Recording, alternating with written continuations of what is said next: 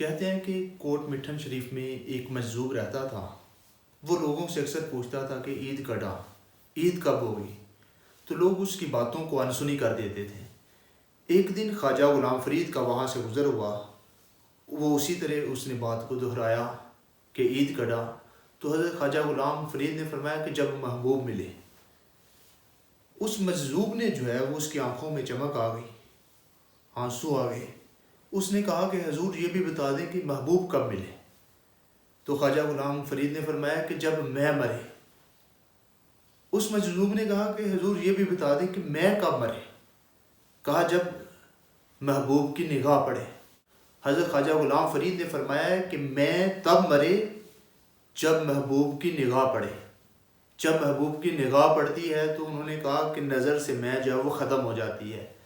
حضرت واصف علی واصف صاحب نے بڑی کمال کی بات کی کہ عاشق کو زندگی میں 2 دفعہ دیدار ہوتا ہے۔ ایک دفعہ تب جب اس کی میں مرتی ہے، اور دوسری دفعہ تب جب وہ خود مرتا ہے، تو پھر وہ جو ہے وہ محبوب کا دیدار کرتا ہے۔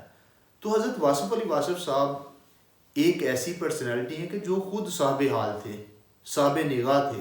تو جب ان کا ایک شعر بھی ہے نا جس میں انہوں نے کہا کہ احباب کی صورت ہو یا یار کی صورت، ہر چہرے میں نظر آتی ہے یار کی صورت، اٹھتا ہوا اب ہستی کا پردہ نظر آتا ہے، اب جلوہ حقیقت میں جلوہ نظر آتا ہے۔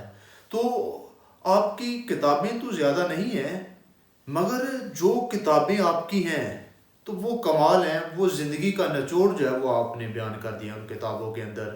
جیسے آپ کی یہ کتاب ہے دریچے دل دریا سمندر، قطرہ قطرہ کلزم، حرف حرف حقیقت، با سے بات، کلیات حضرت واصف علی واصف، بڑے برولے، مکالمہ، دریچے، ذکر حبیب، گمنام ادیب، شب چراغ، شب راز، اور اسی طرح آپ کی جو ہے وہ گفتگو کے حوالے سے 30 کے قریب جو ہے وہ جلدیں جو ہے وہ مرتب کی گئی ہیں۔ ٹوٹل آپ کی جو کتابیں ہیں وہ تقریباً 50 کے قریب ہیں۔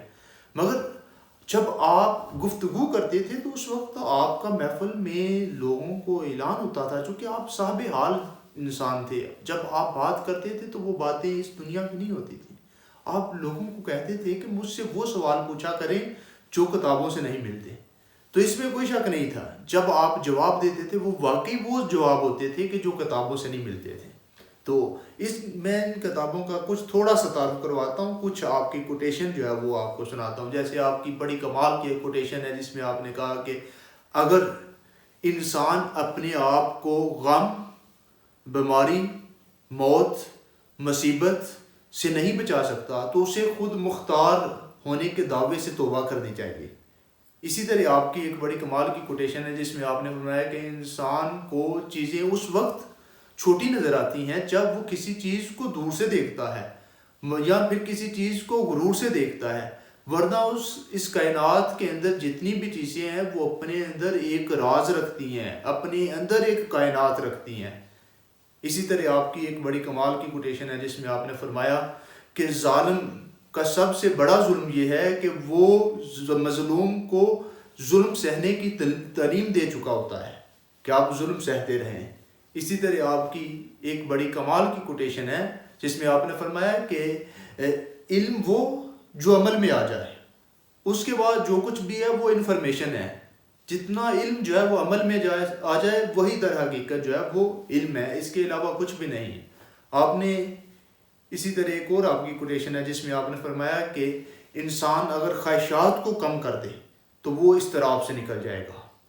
آپ سے کسی شخص نے پوچھا کہ حضور یکسوئی کیا ہے، تو آپ نے فرمایا یکسوئی یہ ہے کہ کسی ایک مقصد کے لیے دوسرے تمام مقاصد کو قربان کر دینا، یہ یکسوئی ہے کہ اس پر لگ جانا، اس پر محنت کرنا۔ تو المختصر کہ آپ کی پرسنالٹی، آپ کی شخصیت ایک ایسی شخصیت تھی کہ جو صاحب حال تھی، جو صاحب نگاہ تھی۔ آپ کے جو الفاظ تھے آپ وہ سمندر تھے۔ تو یہ صاحب حال لوگ ہوتے ہیں، ان لوگوں کو ہمیں پڑھنا بھی چاہیے، ان لوگوں سے ہمیں سیکھنا بھی چاہیے۔ یہ لوگ جو ہے در حقیقت یہی وہ لوگ ہیں کہ جو معاشرے کے لیے جو ہے وہ بڑے مفید ثابت ہوئے۔ جو آپ داتا علی حجویری کو دیکھ لیں، آپ خواجہ غلام فرید کو دیکھ لیں، آپ جو ہے وہ سلطان العارفین کو دیکھ لیں، آپ حضرت آصف علی واصف صاحب کو دیکھ لیں، تو یہی وہ لوگ ہیں کہ جنہوں نے اس معاشرے کے اندر یا برصغیر کے اندر جو ہے وہ اسلام کو پھیلایا، اور انہی لوگوں کی وجہ سے جو ہے وہ آج برصغیر کے اندر جو ہے وہ اسلام جب پھیلا اور اسلام متعارف ہوا، تو ہمیں ان لوگوں کو پڑھنا بھی چاہیے، ان لوگوں کی تعلیمات پر عمل بھی کرنا چاہیے، صرف پڑھنا نہیں چاہیے بلکہ ان کی تعلیمات پر بھی عمل کرنا چاہیے۔ ہم کیا کرتے ہیں درباروں پہ جا کر؟ ہم درباروں پر جا کر جو ہے وہ ڈول دھمکا، وہاں پر جو کچھ بھی ہوتا ہے وہ ایسے ایسے معاملات بھی ہوتے ہیں کہ جو شریعت کے بالکل خلاف ہوتے ہیں، ہم جو بزرگ کر رہے ہوتے ہیں ہم وہ نہیں کرتے، اور اس کے علاوہ ایکسٹرا بہت ساری چیزیں جو ہے وہ ان لوگوں کے درباروں پر، ان لوگوں کے آستانوں پر جا کر کرتے ہیں کہ جو شریعت کے خلاف ہوتی ہیں، حالانکہ ان لوگوں نے ساری زندگی میں کبھی شریعت کے خلاف جو ہے وہ کوئی کام نہیں کیا ہوتا، ساری زندگی سنت رسول اور آقا علیہ الصلوۃ والسلام کی سیرت پر گزاری ہوتی ہے، اور آقا علیہ الصلوۃ والسلام کی محبت میں گزاری ہوتی ہے۔